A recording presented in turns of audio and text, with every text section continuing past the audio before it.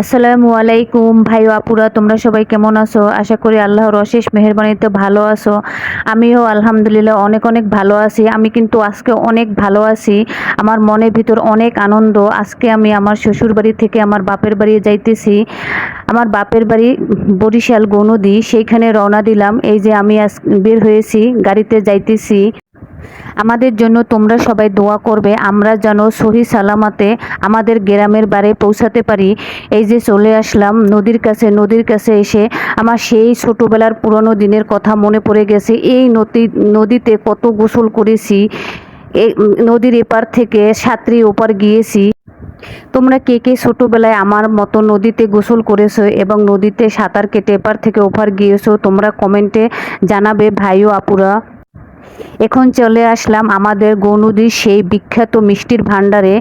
এই মিষ্টি কে কে খেয়েছো জানি না। আমাদের এই গৌনদীর মিষ্টি যে যে খেয়েছো, তার সারা জীবন এই মিষ্টির স্বাদ জিভে লেগে থাকবে।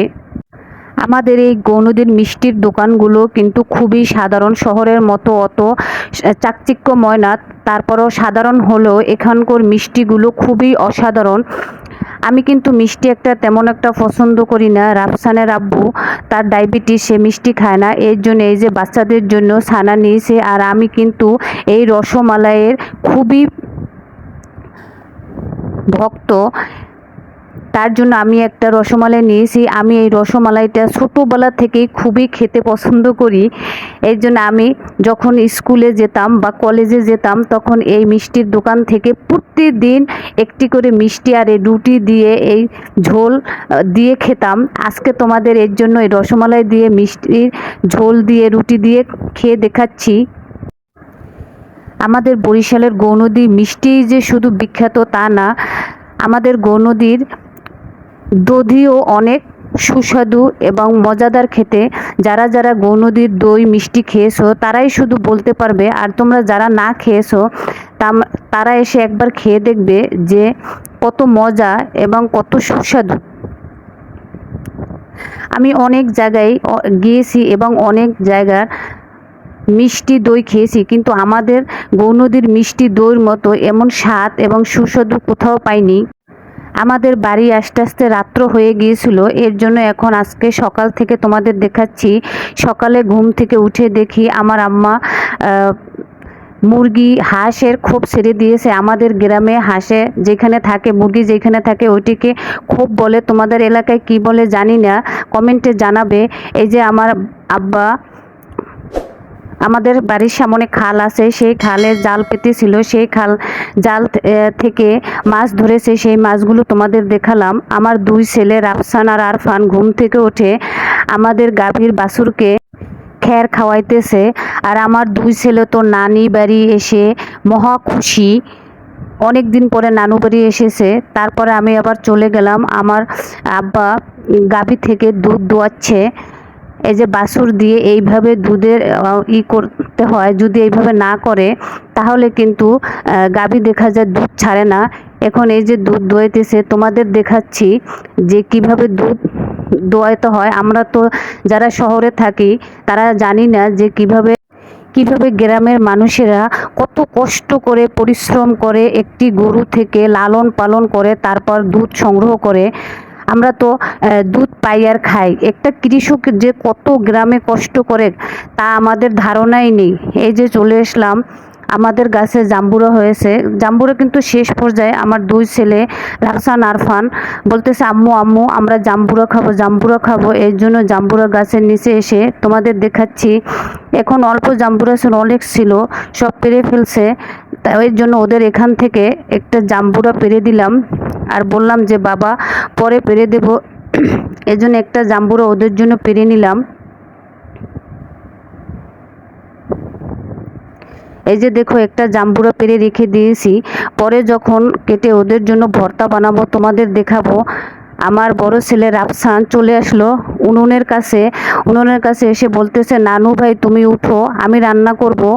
এই জন্য সে রান্না করতে বসে গেল। আমার একমাত্র ছোট আদরের ছোট ভাই, তাকে নামিয়ে দিলাম খালে।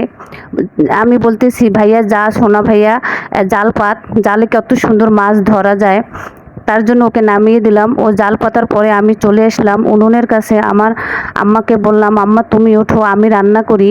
আমরা কিন্তু বরিশালের মেয়েরা সবই করতে পারি। আমরা দেখা যায় শহরও মানিয়ে চলতে পারি, আবার গ্রামের সব কাজকর্ম করতে পারি। আবার বরিশালের মেয়েরা যে তোমরা বলবা যে আমরা গ্রামের খ্যাত, আমরা কিন্তু লেখাপড়াও পিছিয়ে নেই, তা তোমরা ইতিহাস ঘাটলেই বুঝতে পারবে। তোমাদের দেখিয়েছিলাম যে আমার আব্বা সকালবেলা জাল উঠিয়েছিল, সেই জালে কিছু মাছ ধরেছে। সেই মাছগুলো আমার আম্মা কেটে ধুয়ে পরিষ্কার করে তারপরে হলুদ মরিচ লবণ দিয়ে মাখিয়ে রেখে দিয়েছে। তারপরে আমি আমার আম্মাকে উনুনের কাছে এসে বললাম, তুমি উঠো, মাছগুলো আমি ভেজে রান্না করতেছি। এর জন্য আমি মাছগুলো ভেজে নিলাম। এখানে কিন্তু অনেক রকমের মাছ আছে, বাইলা মাছের পরিমাণটা বেশি। খালের ধরা মাছগুলো কিন্তু খুবই মজা লাগে।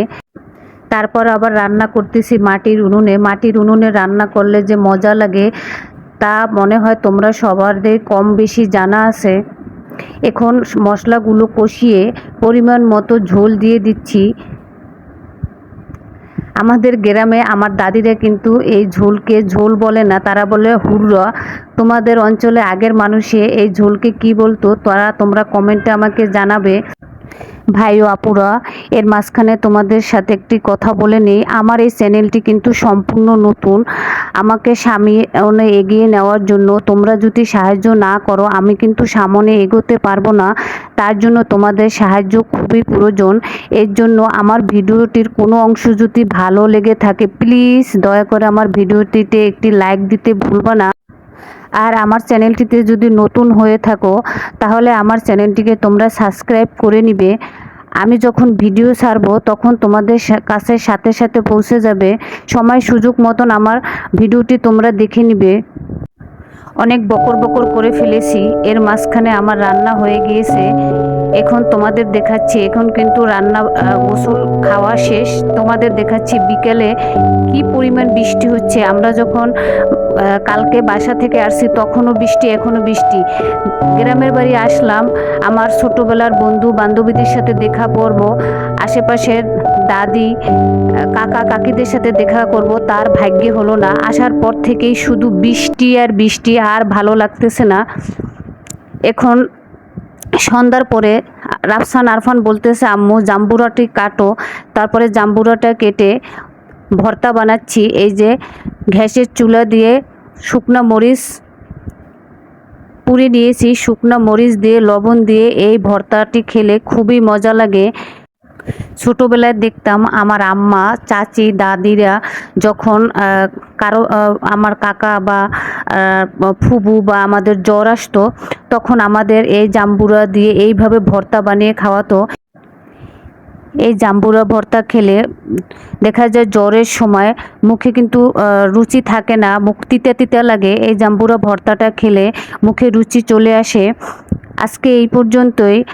আগামীতে কোনো নতুন ভিডিও নিয়ে তোমাদের সামনে হাজির হব। আল্লাহ হাফিজ।